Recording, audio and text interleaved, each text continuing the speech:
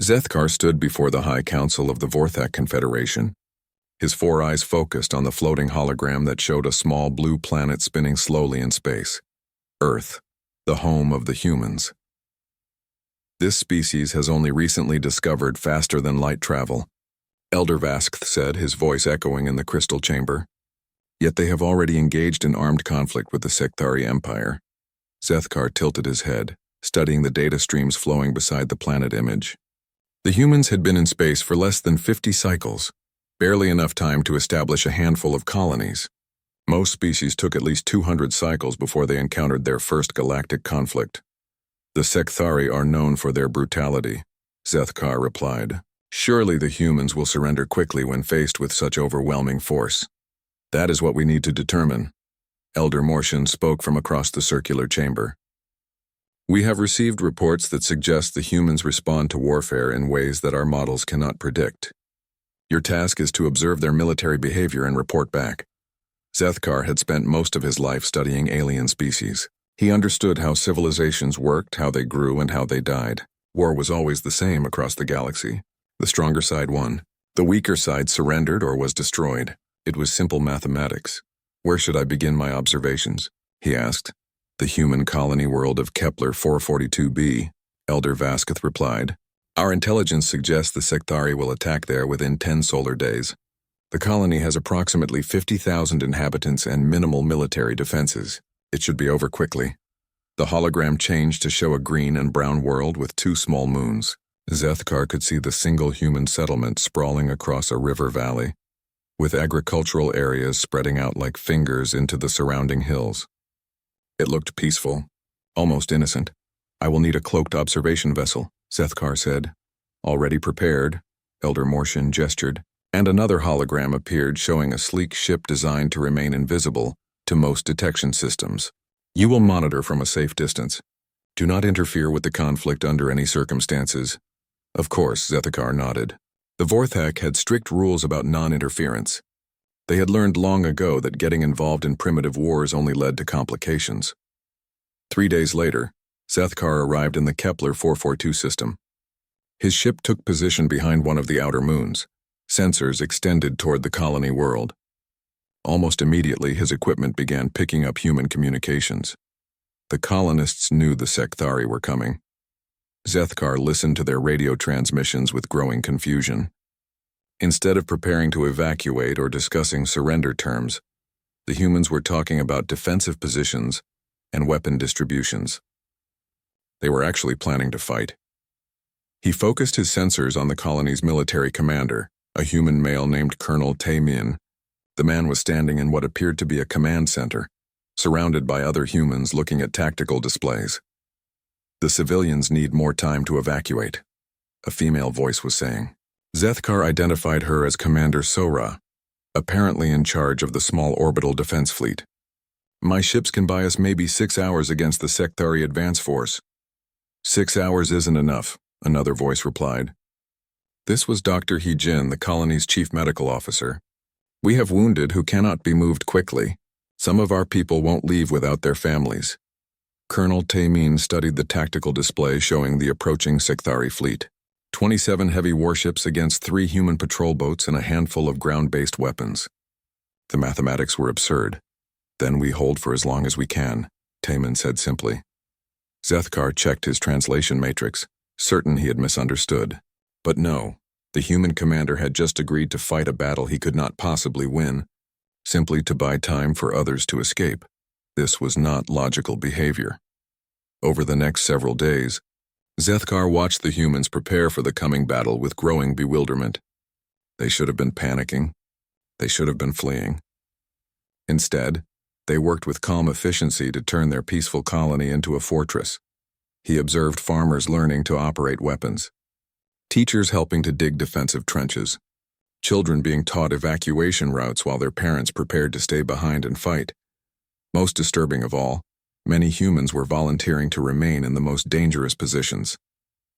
When Colonel Tae-min asked for volunteers to man the outer defense posts, knowing these positions would be overrun first, more humans stepped forward than there were positions available. Zethkar ran behavioral analysis programs on this data. Every model returned the same result. Massive psychological dysfunction across the entire population. The humans were acting as if they wanted to die, but that couldn't be right. No species evolved a death wish and still survived long enough to reach space. On the morning of the 7th day, Zethkar's long-range sensors detected the Sekthari fleet dropping out of hyperspace at the edge of the system. The enemy ships began moving toward Kepler 442b in standard attack formation. He opened a communication channel to monitor human transmissions during their final hours. All stations. This is command. Colonel Tayman's voice crackled across the radio network. The Sekthari fleet has arrived. Remember, we're not trying to win this fight. We're buying time for our families, our friends, and our future. Every minute we hold is another shuttle that gets away. Every hour we fight is another 1,000 people who live to see tomorrow. Zethkar paused his recording equipment. This was unprecedented. The human commander was openly admitting they could not win, yet still encouraging his forces to fight. It made no sense. This is Commander Sora. The orbital defense commander's voice joined the channel. My pilots and I are moving to intercept the advanced squadrons. We'll hit them as far out as possible and fall back in stages. Make every shot count, people. Our children are watching. The first human ships began accelerating toward the incoming Sekthari fleet. 3 small patrol vessels against an armada. Zethkar calculated they would be destroyed within minutes of engagement. He prepared to document the fastest military defeat in galactic history. But as he watched the tactical display, something unexpected happened. The human ships didn't engage in the standard long-range bombardment that most species used. Instead, they accelerated to maximum speed and closed to point-blank range before opening fire. It was tactically insane. At such close range, the destruction of any ship would likely damage or destroy nearby vessels. The humans were essentially guaranteeing their own deaths even if they managed to damage the enemy. Yet the first Sekthari ship exploded in a brilliant flash. Taking 2 nearby vessels with it, Zethkar stared at his sensors in disbelief. The humans had somehow turned their own weakness into a weapon. They were using the Sekthari fleet's expectations against them.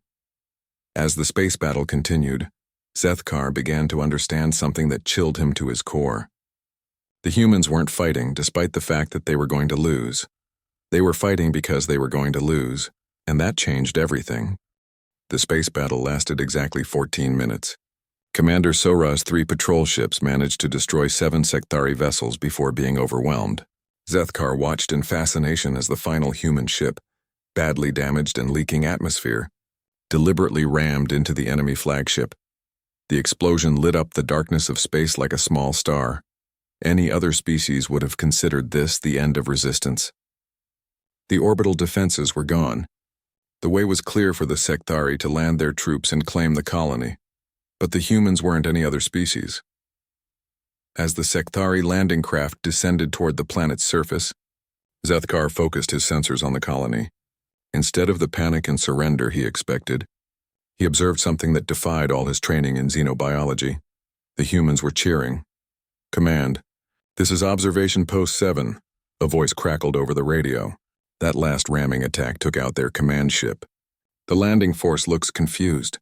They're breaking formation. Colonel Tayman's voice responded immediately. Confirmed 7. All units adjust fire patterns to target the scattered groups. They've lost coordination. This is our chance. Zethkar ran the tactical analysis 3 times before accepting the results. Commander Sora's suicide attack had indeed crippled the Sekthari command structure.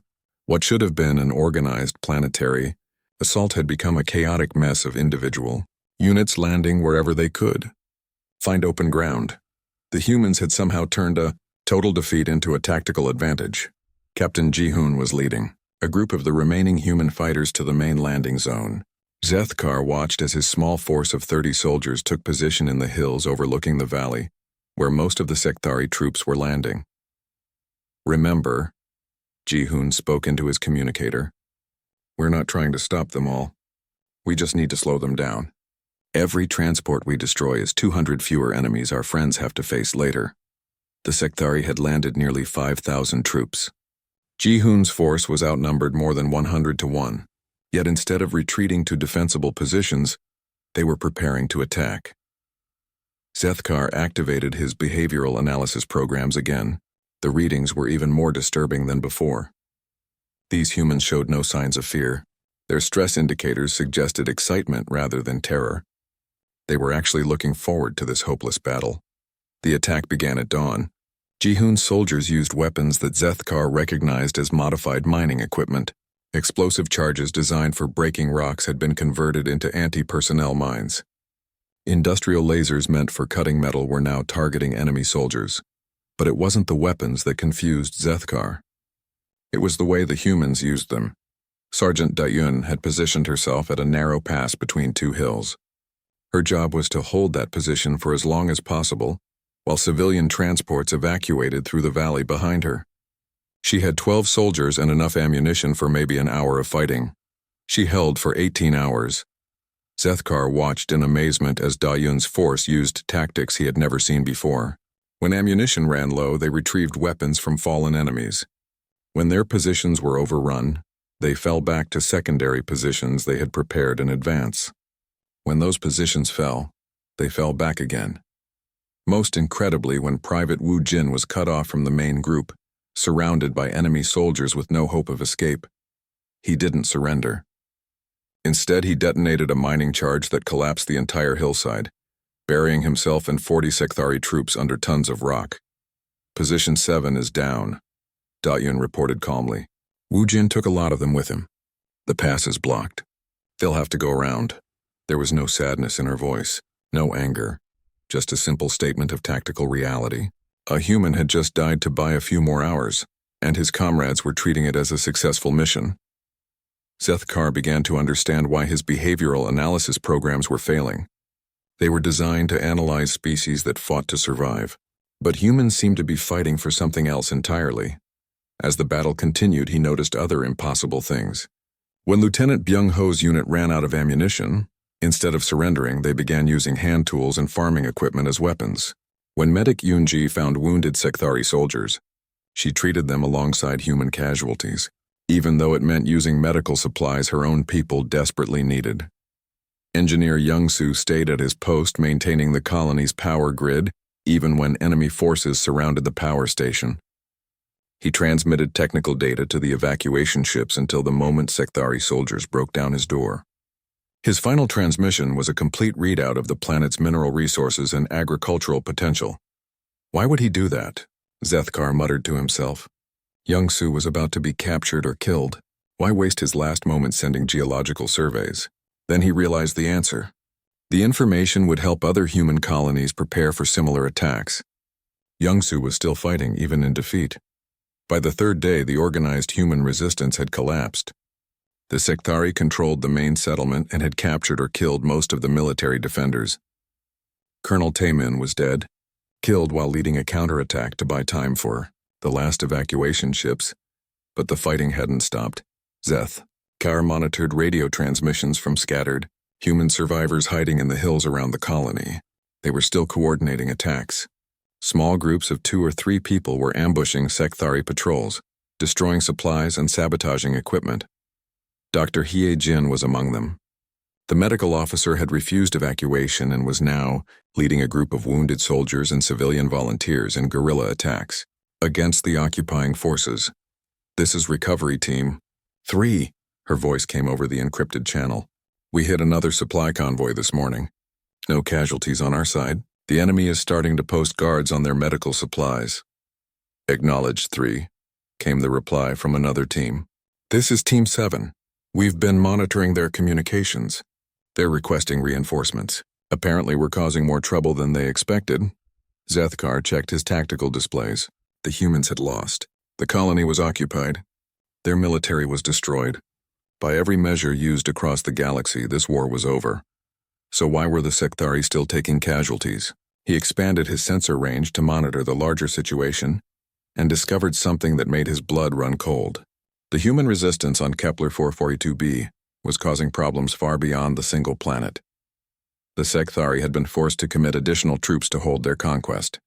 Ships that were supposed to be attacking other human colonies were instead being used to maintain control of this one world. Supply lines were being stretched thin as more resources were diverted to deal with the ongoing insurgency. Most importantly, news of the battle was spreading throughout human space. Every ship that had evacuated from Kepler 442b carried stories of the Defenders' last stand. Reports were reaching other human colonies, and the response was not what Zethkar expected. Instead of fear and despair, the humans were becoming more determined to fight. Recruitment for human military forces had increased by 300% since the battle began. Colonies that had previously been defenseless were now fortifying, themselves using tactics learned from the Kepler 442b defenders. The humans had somehow turned their defeat into a victory, and Zethkar was beginning to realize that everything he thought he knew about warfare was wrong. Zethkar spent the next several days analyzing battle recordings, trying to understand what he had witnessed. His computer systems were designed to evaluate military efficiency based on standard galactic models: resource conservation, casualty minimization, territorial control, and strategic advantage. By every measurement, the human defense of Kepler 442b had been a complete disaster. Yet the more he studied the data, the more he realized the humans had achieved something impossible. They had lost every battle and somehow won the war. His analysis showed that the Sekthari Empire had planned to use Kepler 442b as a staging area for attacks on 3 other human colonies. Instead, they were now trapped in a costly occupation, fighting an enemy that refused to stay defeated. The resources being spent on this single world were enormous. More disturbing was what happened when Zethkar expanded his monitoring to other human colonies. The stories from Kepler 442b had spread like wildfire through human space. Every sacrifice, every impossible stand, every moment of defiance had become part of human legend. On the colony world of Novaterra, a mining foreman named Minho was explaining the new defensive preparations to his workers. They held for 3 days with almost nothing, he said, referring to Colonel Tayman's forces. We've got better weapons, better positions, and more time to prepare. If they come here, we'll hold for a week. The workers nodded and returned to digging defensive trenches with the enthusiasm of people planning a celebration. Rather than preparing for war, Zethkar tried to understand this reaction. In every other species he had studied, military defeats led to despair and surrender negotiations. But humans seemed to treat their losses as inspiration for greater efforts. He decided to monitor the Sekthari communications to understand their perspective on the situation. What he discovered made his confusion even worse. The human resistance continues to grow, a Sekthari commander was reporting to his superiors. We have destroyed their military forces, but civilian attacks have increased by 40% in the last week. They are using farming tools as weapons. They are turning their own mining equipment into explosive devices. Even their medical personnel are participating in combat operations. Then execute more prisoners, came the reply. Fear will end their resistance. We tried that, sir. It made the situation worse. When we executed 10 human prisoners, their attacks tripled overnight. When we destroyed one of their settlements, 3 more colonies declared war on us. These creatures do not respond to intimidation as expected. Zethkar paused the recording. This was unprecedented behavior. Most species became more cooperative when faced with overwhelming force. The humans became more dangerous. He began monitoring human communications more carefully, trying to understand their motivations. What he heard challenged everything he thought he knew about intelligent life. This is Admiral Sora, broadcasting from the New Harmony colony. A familiar voice came over the human military network. Zethkar was startled to realize it was the same Sora, who had commanded the orbital defense at AD Kepler 442b. Somehow she had survived the battle. To all human forces in the sector, she continued, I want to tell you about a soldier named Wu Jin. He was 19 years old, from a farming family on Earth. When he saw enemy troops threatening his friends, he made a choice. He chose to fight. He chose to sacrifice. He chose to matter. Zethkar listened as Sora described the battle in detail, turning each human death into a story of heroism rather than loss. She spoke about Captain Ji-hoon's ramming attack as if it were a brilliant tactical victory rather than a desperate suicide. She described Sergeant Da-yoon's 18-hour stand as an example of human determination rather than futile resistance. They died so that others could live, she concluded. They died so that we could learn. They died so that when the enemy comes for us next, we'll be ready. Their sacrifice wasn't an ending. It was a beginning. The transmission ended, but Zethkar continued to monitor human communications throughout the sector. The impact of Sora's speech was immediate and dramatic. Military recruitment increased again. Civilian populations began volunteering for defense training programs. Colonies that had been considering evacuation plans started discussing offensive operations instead. Most remarkably, human technological development accelerated. The mining charges that Wujin had used to collapse the hillside were being mass-produced and distributed to other colonies. The ramming tactic that destroyed the Sekthari flagship was being incorporated into human naval doctrine. Every desperate improvisation from Kepler 442b was becoming standard human military procedure. Zethkar realized he was observing something that had never been documented in galactic history. A species that learned from defeat faster than most species learned from victory. His computer systems couldn't analyze this behavior because they were based on the assumption that all intelligent life wanted to survive above all else. But humans seemed to want something more than survival. They wanted their survival to mean something. He began composing a report to the Vorthak High Council, trying to explain what he had witnessed.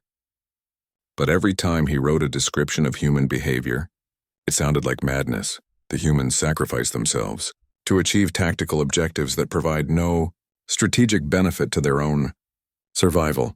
Human military forces deliberately engage in combat operations that guarantee their own destruction.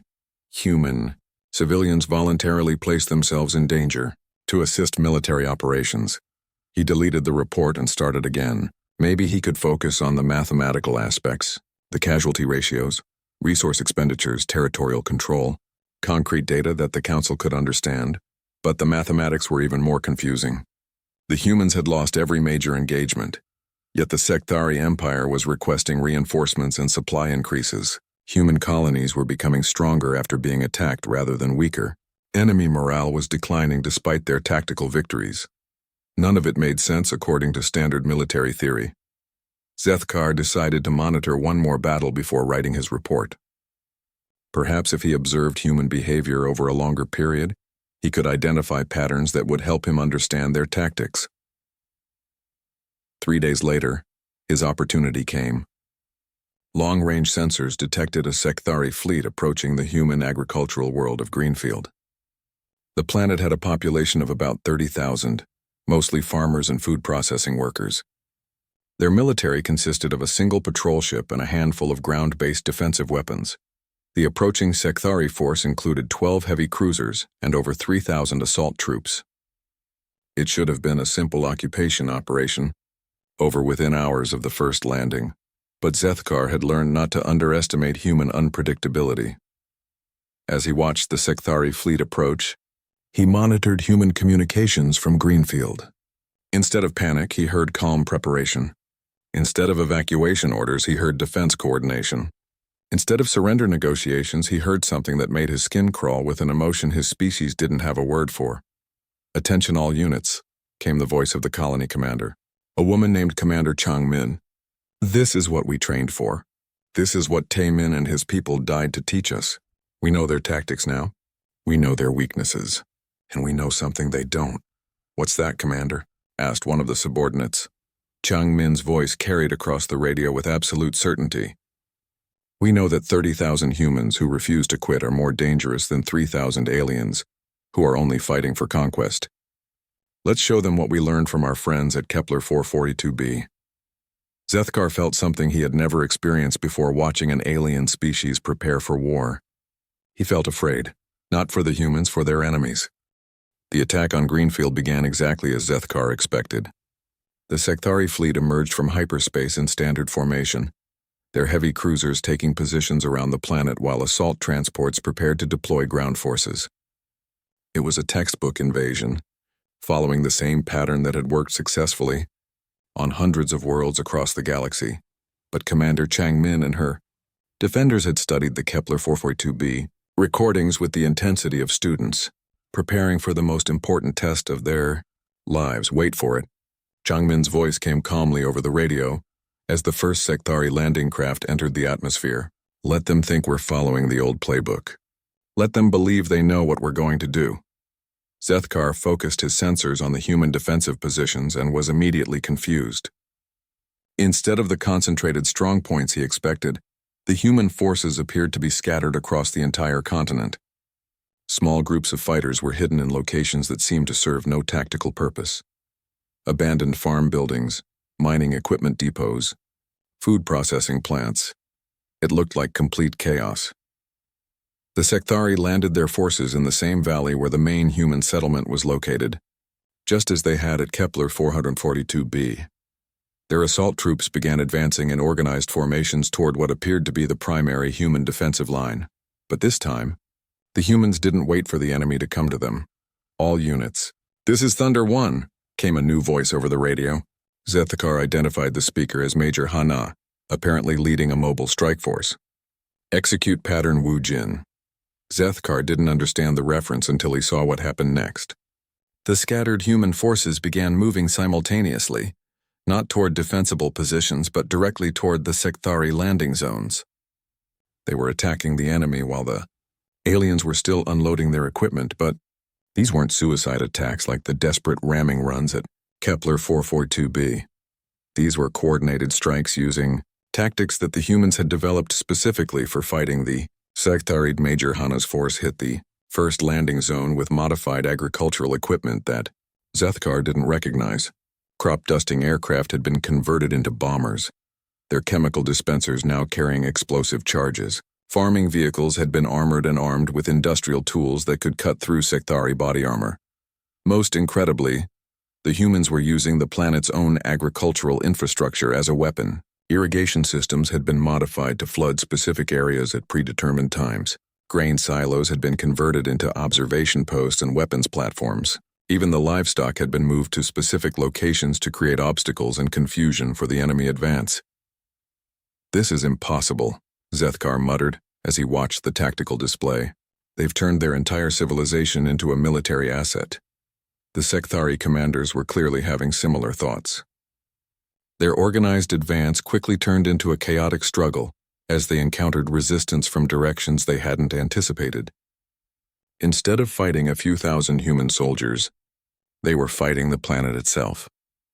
Private Dong Min was operating one of the converted crop dusters, making low-altitude bombing runs against Secthari heavy weapons positions. His aircraft should have been destroyed within minutes by enemy fighters, but the humans had learned from Captain Ji-hoon's ramming attack. Instead of trying to survive, Dongmin was using his aircraft's inevitable destruction as part of the attack plan.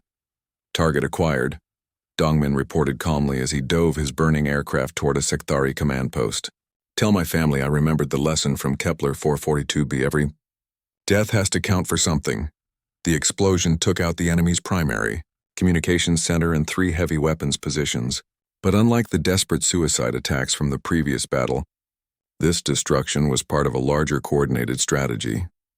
As soon as Dongmin's attack eliminated the Secthari communications, human forces across the planet began Phase 2 of their defense plan. Commander Changmin had studied the enemy's response patterns from the previous battle and had developed tactics specifically designed to exploit Secthari weaknesses. "All units, initiate Taemin protocol," she announced over the radio. Zethkar watched in amazement as the human forces began implementing strategies that seemed to violate every principle of military logic. Instead of concentrating their forces for maximum impact, they spread out even further. Instead of trying to hold defensible positions, they began retreating toward areas that offered no tactical advantages. But then he began to understand the pattern. The humans weren't trying to win individual battles.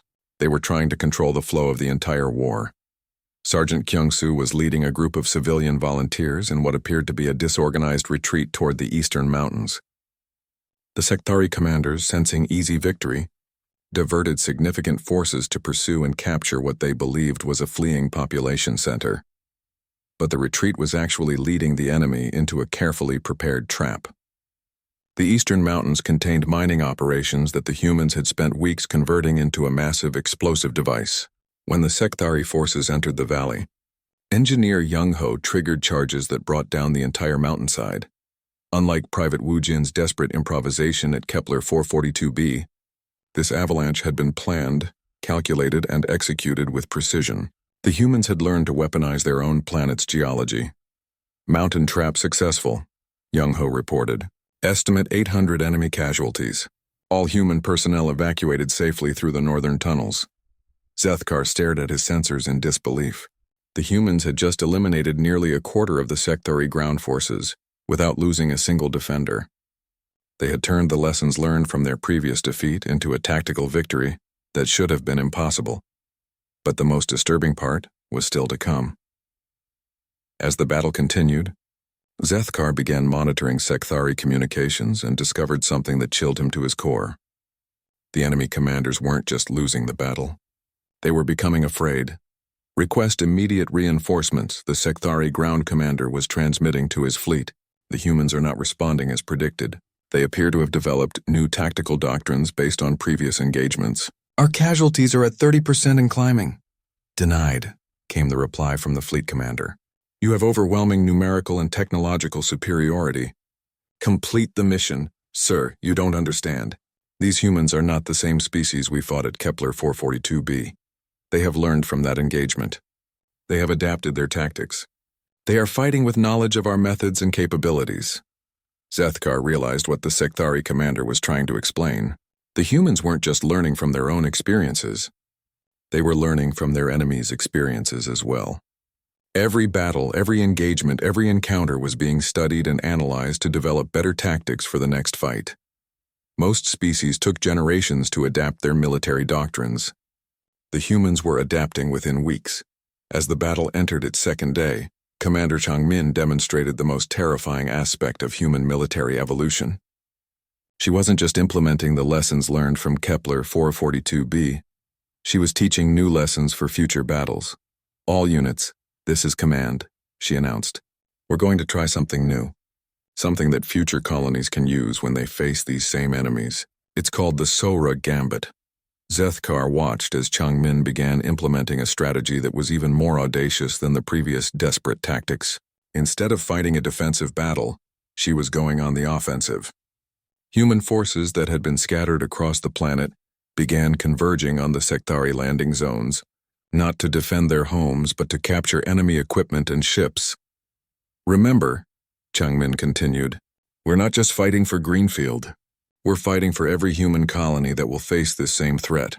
Every enemy ship we capture, every tactical advantage we demonstrate, every weakness we expose will help our people in future battles. The humans were fighting not just to survive, but to create a legacy of victory for others to build upon. And as Zethkar watched Changmin's forces successfully capture 2 sectary transports and force the enemy fleet to retreat, he realized with growing horror that he was witnessing the birth of something unprecedented in galactic history, a species that got stronger every time someone tried to destroy them. The victory at Greenfield changed everything. Zethkar spent the following weeks monitoring communications across human space, documenting what could only be described as a complete transformation of human military thinking. The desperate improvisation that had characterized the defense of Kepler 442b had evolved into sophisticated tactical doctrine. More disturbing was the speed of this evolution. Every human colony was now implementing the Changmin Defense Protocol and the Sora Gambit. Agricultural worlds were converting farming equipment into weapon systems. Mining colonies were learning to use their industrial infrastructure as military assets. Even civilian transports were being modified with the ramming tactics that had proved so effective against sectary command ships. But it wasn't just the tactical adaptations that concerned Zethkar. It was the psychological transformation he observed in human communications. This is Lieutenant Minseo, reporting from the New Sol colony. Came a transmission from a human border world. We've detected sectary scouts in the outer system. Request permission to implement preemptive strikes using captured enemy vessels. Preemptive strikes. The humans were no longer waiting to be attacked. They were hunting their enemies. Zethkar focused his sensors on the New Sol system and watched as Lieutenant Minseo led a force of modified civilian ships in an attack on the sectary scouting fleet. The human vessels were using tactics that combined the ramming strategies of Captain Ji-hoon with the coordinated assault patterns developed by Commander Changmin. The sectary scouts were destroyed within minutes. Enemy reconnaissance eliminated, Minseo reported calmly. All human forces returning to base. 0 casualties on our side. Recommend other colonies adopt similar patrol patterns. 0 casualties. The humans had progressed from desperate suicide attacks to tactical victories that preserved their own forces while eliminating the enemy. They were learning faster than Zethkar had thought possible. He began composing another report to the Vorthak High Council, trying to explain what he was observing. But every time he attempted to describe human behavior, it sounded like he was describing a different species entirely from the primitive creatures he had first encountered. The humans he was now monitoring weren't the same chaotic, emotional beings who had fought hopelessly at Kepler 442b. They were becoming something that made Zethkar's skin crawl with unnameable dread. They were becoming efficient. Council archives. This is Observer Zethkar, he began recording, requesting access to historical military data for comparative analysis. I need records of species development patterns during early warfare phases. The response came quickly. Access granted. What specific parameters are you researching? I need to know if any species in galactic history has ever developed from primitive military doctrine to advanced tactical systems in less than 50 solar cycles. There was a long pause before the response. Negative. Average development time for significant military evolution ranges from 500 to 2,000 cycles. Most species require multiple generations to implement major tactical changes. Zethkar stared at his communication screen. The humans had accomplished in weeks what most species required centuries to achieve. He expanded his monitoring to include Sekthari military communications, hoping to understand their perspective on the rapidly evolving human threat. What he discovered was even more disturbing than he expected. High Command. This is Fleet Commander Zektar, came a transmission from the Sekthari-occupied territory around Kepler 442b. The human resistance activities have increased by 400% since our initial victory. Our garrison forces are taking daily casualties from tactics we have never encountered before. Explain, came the reply from Sekthari High Command. The humans are using our own supply lines against us. They capture our equipment and integrate it into their defense systems. They study our patrol patterns and develop countermeasures faster than we can implement new procedures. Most disturbing, they appear to be teaching these methods to other human populations throughout the sector. Zethkar paused the recording. The Sekthari were experiencing exactly what he had observed. Human military capabilities were expanding at an unprecedented rate. What are your recommendations? Sekthari High Command asked. Sir, I respectfully suggest we consider abandoning operations in human space. These creatures are not responding to warfare as other species do. Each engagement makes them more dangerous rather than weaker. Our casualty rates are increasing while our tactical advantages are diminishing. Unacceptable. The Sekthari Empire does not retreat from primitive species. Sir, with respect, these humans are no longer primitive. Their learning curve is unlike anything in our military experience. If we continue these operations, I predict they will surpass our own tactical capabilities within a few more engagements. Zethkar found himself agreeing with the Sekthari assessment.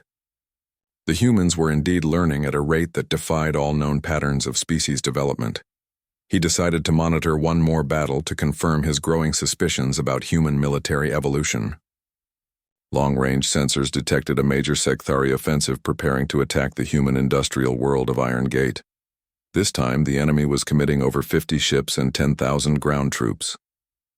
It would be the largest battle in the human-Sekthari conflict, but Zethkar was no longer concerned about human survival. He was concerned about what the humans would do to their enemies. Admiral Sora was commanding the human defense of Iron Gate, the same officer who had led the desperate orbital defense at Kepler 442b, was now in charge of a fleet that included captured Sekthari vessels, modified civilian ships, and new military constructions that incorporated lessons learned from every previous battle. All forces, this is Admiral Sora, came her transmission as the enemy fleet approached. Today we're not fighting for survival. We're not fighting to buy time. We're fighting to end this threat permanently. Execute Operation Taemin. Zethkar watched in fascination as the human fleet implemented tactics that seemed to violate every principle of space combat. Instead of forming defensive lines or attempting to protect their orbital infrastructure, the human ships scattered in seemingly random directions. But the randomness was an illusion. Within minutes, Zethkar realized that Sora was implementing a three-dimensional version of the Changmin defense protocol. The scattered human ships were actually creating a complex trap that would envelop the entire Sectari fleet. The battle that followed lasted 6 hours and resulted in the complete destruction of the Sectari offensive force. Not a single enemy ship escaped. More remarkably, human casualties were minimal despite being outnumbered 5-1. As Zethkar analyzed the tactical recordings, he understood that he had witnessed something that would change the balance of power in the galaxy. The humans hadn't just won a battle. They had demonstrated military capabilities that rivaled the most advanced species in known space, and they had achieved this level of tactical sophistication in less than 3 months. Final transmission to the Vorthak High Council. Zethkar began recording. Subject: immediate reassessment of human species classification. Priority: highest. He paused, trying to find words that would convey the magnitude of what he had observed. The humans are not the primitive species we believe them to be. They possess a capacity for military adaptation that exceeds any known civilization. Their learning rate suggests they will achieve tactical superiority over most galactic powers within the next few cycles. He stopped recording and stared at the tactical displays showing the wreckage of the Sectari fleet floating in space around Iron Gate. 50 enemy ships destroyed by a human force that shouldn't have been able to handle 10. The most terrifying part wasn't that the humans had won. It was that they were already planning their next evolution. All units, this is Admiral Sora. Came a final transmission from the human fleet. Excellent work today. Begin analysis of captured enemy technology. I want recommendations for new tactical applications ready for review within 48 hours. We need to be ready for their next offensive. The humans weren't celebrating their victory. They were preparing for the next battle. They were assuming there would be a next battle, and Zethkar realized with growing horror that there would be a next battle. Because the humans were no longer content to simply defend themselves. They were going to take the fight to their enemies.